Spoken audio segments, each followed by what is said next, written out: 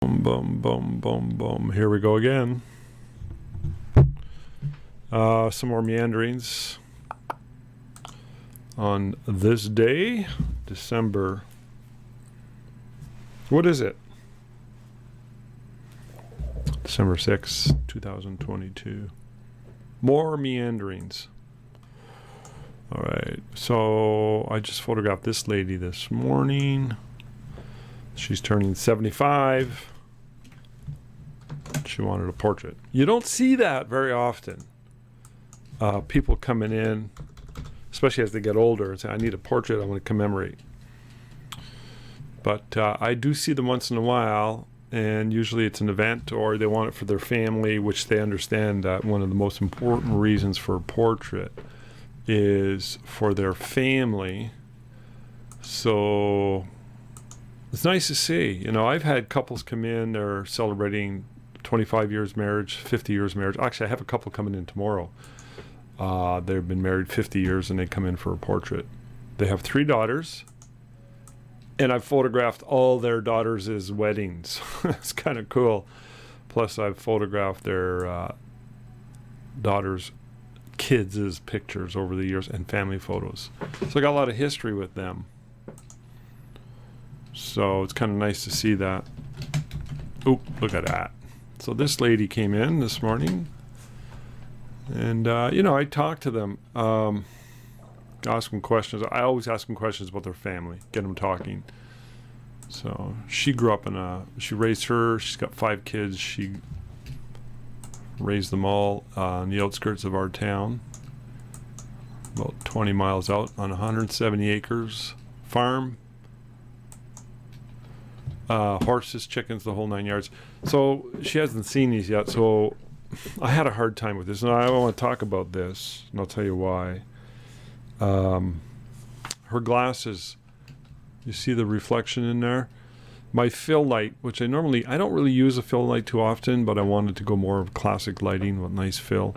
And there was a big blob right in her glasses. You could see the main light here. It's a grid, small softbox with a grid. So I was really struggling trying to get rid of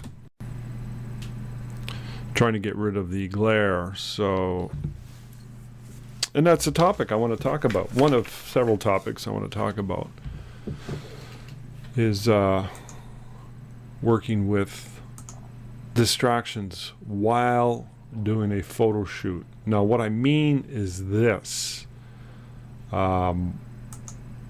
While I'm talking to her, I'm thinking about the lighting, I'm looking at the pose, I'm trying to get everything done, but at the same time, I'm constantly aware of and obsessed with the glare. I'm getting lots of glare in her glasses.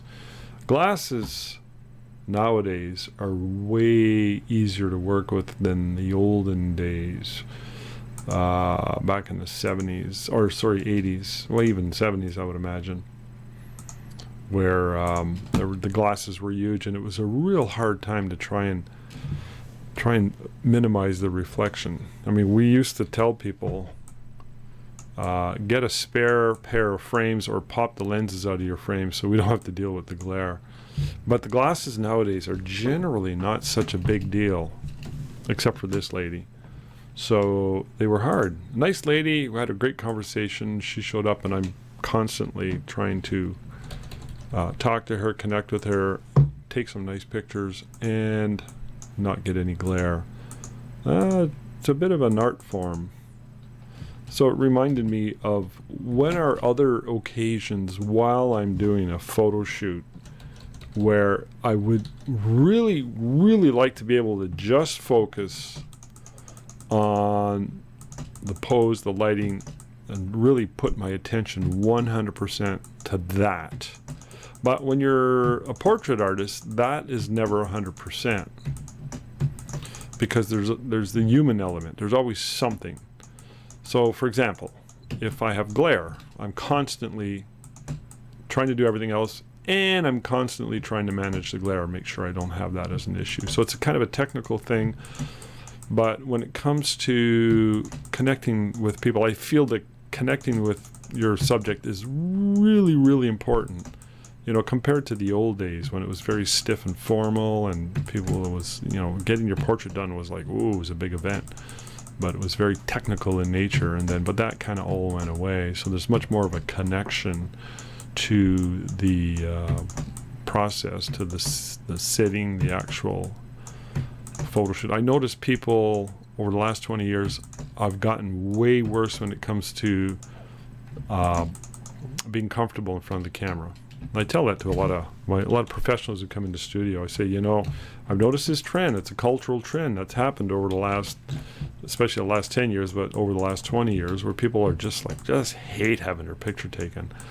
And they say the same thing. They say, oh yeah, I hate that. I said, yeah, I hear that all the time. I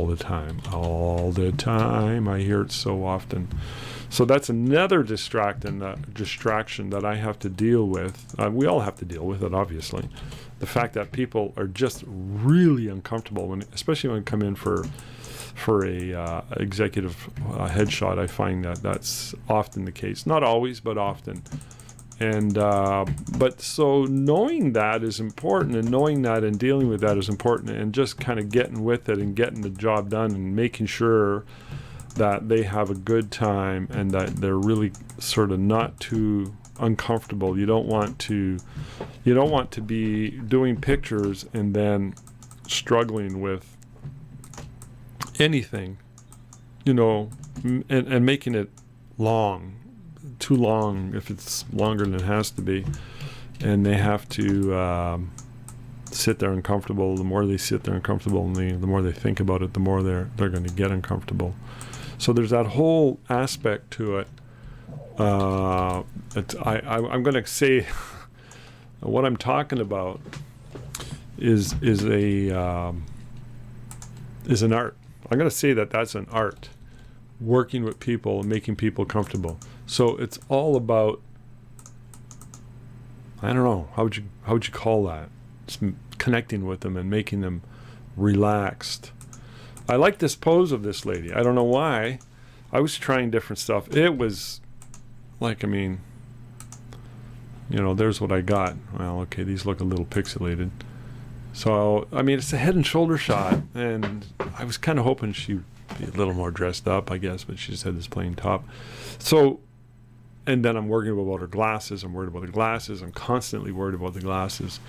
And in my mind, in order to get a good job, I just kept shooting. I kept shooting. I hope she's happy with him.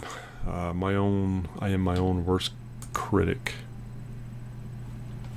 So I kind of like this pose. She's coming in tomorrow morning with her sister to choose. With Tina, they're going to sit at the computer. So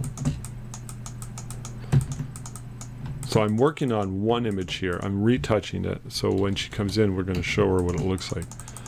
And I'm hoping she picks this picture. So I'm working on the picture that I like the most. So by default, that may sway her and lean her towards, well, which one does a photographer like? Well, he likes the one that he worked on. I kind of like this. The glare is minimal, but I like the expression. I like the angle. She may not like it. I hope she does. I find it looks relaxed. You know, I'm just sitting around talking. She may not like this here. I can crop it in easily, or I can liquefy it a bit. So yeah, photography, is it an art form? I don't think it is in the truest sense. I think that writers, that's a true art form. Sculptors, painters, they create something that wasn't there, and then it's there. And photography has artistic elements to it. And I know me saying that is kind of sacrilege. It's going to piss off a few people, but I read Ayn Rand. You know Ayn Rand, the libertarian? I read an article, paragraph, something by her years ago, and she explained why photography is not an art, nor is poetry, nor is abstract. But she's a bit of a hardcore. And I said, yeah, I agree with her. I kind of agree with her on that one. Photography has many artistic elements to it, but you're capturing something that's already there, and there are artistic elements, and it's more of a craft. That's just the way I see it. You may disagree, and that's fine. We can agree to disagree on that one. But I do believe, more importantly, well, I don't want to say more importantly, but it's very important, like I mentioned earlier, your ability to connect with people. I think that possibly would be more of an art form than anything. Because it is, when you think about it, well, it's a skill set, right? But you're almost like I don't know. You're almost like you're a therapist of sorts, and you have to get them to relax. So this one here, see what I'm going to do. I'm going to save it into proofs, and I'm going to call it edit. So they're going to see the before, and they're going to see the after. What I'm going to do is I'm going to try different cropping here, just for fun.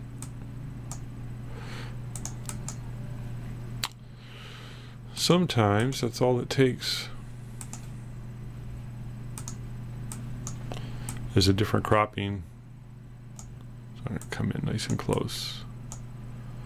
Do do do do do do. I've been playing guitar and singing a lot lately. See, that's kind of nice. She might like that. Well, let's show her edit too. So there you go.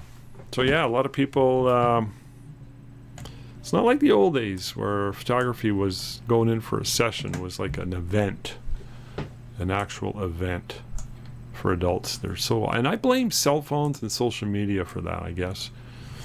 So here's a ferry order. I'm going to work this and keep jabbering on here.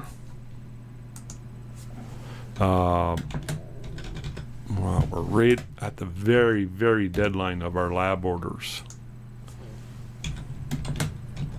Been a busy, busy fall. I'm so grateful that I'm able to do what I do. I can make a pretty decent living taking pictures with my camera. How simple does it get? How crazy is that, eh? I take pictures and I get paid. It's like being a musician. Well, a musician who's got an audience, who's making money. I know some musicians who earn a pretty decent living. There's a guy around here. He works at a local, there's a resort on Georgian Bay. About an hour and 20-minute drive. And he's there, I think, 5 nights a week. He's been doing this for a long, long time. And it's a really nice resort. Beautiful resort. They do weddings there, and it's just a lot of boating destination as well. And they get a lot of people going there, and local cottages, and they go see him play at the local bar. And he puts on a show. He's really good. So he earns a pretty decent living. I know a handful of others who make money teaching. I know a guy who I've taken vocal lessons with. He makes a pretty good living doing weddings and mostly funerals. Kind of sad. I mean, it's kind of, all right, pays the bills, right? And he teaches. So he makes a pretty good living. I know another guy who teaches classical guitar, mostly to children.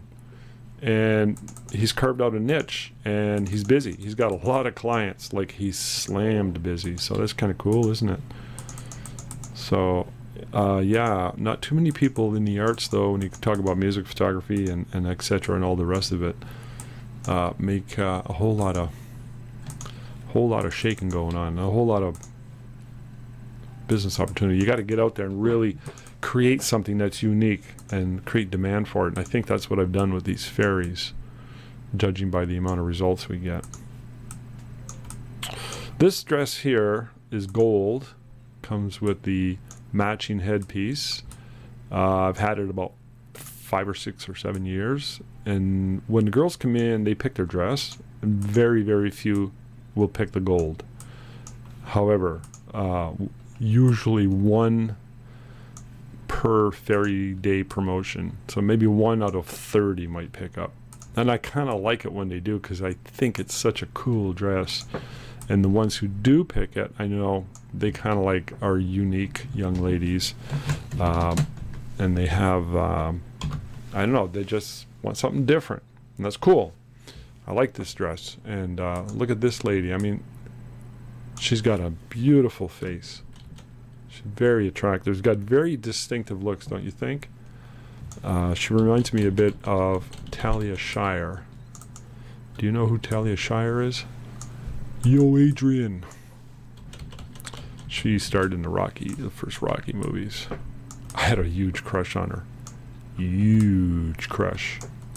To me, that she was the perfect embodiment of what a woman looks like. So this young lady kind of reminds me of a young Talia Shire. I'm going to pop in there and retouch those eyes. I think I forgot to do that because I was talking to you guys. Right in there. See that? Bing, bing. A little lighter, lighter, lighter. Boom, boom, boom. Her eyes seem to have some gold in them. Maybe that's why she picked the gold dress. I mean, look at that. Isn't that beautiful? It's a work of art. All right. It's a work of art. There you go. So, but anyways, yeah. Photography is not a true art form in my view. It's got artistic. You might say somebody who's a musician and they play other people's songs. You might say that that's not even a true art form. I know, shoot me now, eh? Well, think about it. They're just taking other people's songs and they might have practiced and they might have they might be really naturally gifted when it comes, they might, since a young age, they might have been able to read music very easily but they haven't written it. So the true art form in music is those that can, I hit the wrong button. Shit. I gotta go back here. Those who create. So that's why I feel writers, screenplays, people who write novels, people who create art from like sculptures or visual arts, and there was nothing there before and then they created something from nothing. It's total creativity. So if you're playing other people's music, it's not really creative, right? So one could argue, one could debate that in that sense, music's not an art form. However, it is an art form if you're like John Fogerty and or the Beatles or whomever, and you're creating all kinds of new music. All right, so I'm going to finish off with one more comment. I was talking about it earlier, to do with distractions while shooting. So what are some distractions other than constantly trying to work on the minimizing the reflection in the glasses, like I talked about earlier with that older lady I was just working on. I was thinking about that after she left. I thought, okay, yeah, that happens. So most of the time there's something that really gets in the way of you trying to really focus 100% on doing the very, very best job insofar as connecting, communicating, directing, lighting, posing, making sure everything is optimum. And it's like a struggle. It's a struggle, man, I tell you. It's not a struggle that has ever gone away from me. It's always something that I agonize over. And I don't know if I'm wrong in this assessment, but I see and I admire other photographers, and they're like, their work's like perfect, and I'm like, oh man, they make it look so easy. Did they just kind of like do that without? And for some people it is easier, just like music. I mean, I know some people that just pick up the guitar and they're just like, wow. But for me, I agonize over it constantly. So on top of that, working with distractions, some of the distractions besides glasses are okay. Well, kids. That's a big one. If you got a bunch of kids, and so if I have a family, it's grandma, grandpa, and let's say they have 4 kids, and each of those have their spouses, and then there's average 2 kids per family, so we got 3 generations, maybe 22 people, blah blah blah. And then you got the 2-year-old who's really cranky and just like really miserable, and or that's just their nature. I mean, some kids are like that. They're just like really kind of like high energy, high maintenance. And so while I'm doing the photo shoot, that is the thing that takes It's like it sucks most of my energy, and I'm focusing on that more than anything. So as a professional, I believe working with that, trying to maintain a sort of distance from that, or at least making it look like, nah, you got this, everything's cool. So, you know, whenever shit hits the fan and I'm doing a shoot, I always like to make it look like, oh no, that's fine, we got this. If things get really bad, you know, let's say we have like 3 kids and they're all crying at the same time, I'll just look at the parents and say, yeah, no, that's cool, nothing wrong here. But inside I'm like dying. I'm like, oh shit, I got to deal with this. So the way I do it is I manage, you know, I try and I just keep going to the best I can and get a nice pose going, get everybody set up, and I just wait. And I just keep moving. If you just sort of sit around looking sort of miserable and scared, it's going to really freak everybody out. I hope you know what I mean. So that's sort of the strategy that I use when I'm under those circumstances. It's kind of a bummer. It's not perfect, but I mean, geez, we're portrait photographers, right? Is anything ever perfect? Ever? Rarely. I'm going to remove these ripples because they really don't count. They're not really working. I don't see enough of the... So yeah. And then you just sort of like got to have faith. Now, in the aforementioned example with the little cranky kid, so what I do is I set up the pose, and I always tell the adults, I say, don't try and control the child. Oh yeah, by the way, with pets and dogs, it's the same thing, same idea. That's another distraction. You're just sort of like, they have so much, the kids or anything that's just they demand so much attention, and you're trying to work on everything else. And if you let that get to you, you're going to struggle with doing the best that you can. So you have to develop this sort of inability to not get too upset about anything that's a major distraction while you're taking pictures, most particularly taking pictures with families and or situations where like the lady with the glasses, you know, and it kind of like creates that extra challenge for you. But it's par for the course, right? It is what it is. Now, when I'm doing these fairy shoots, I gotta say, you're photographing children. 99.99% of the time, it goes really smooth. You know, sometimes I'll get a 3-year-old and she's just a cranky bear. And this little girl here, she's amazing. So, ta-da! That's all I got to say about that. All right, thanks for listening. Geez, time flies. It's been already about 25 minutes. Okay, let me know what you think. Bye.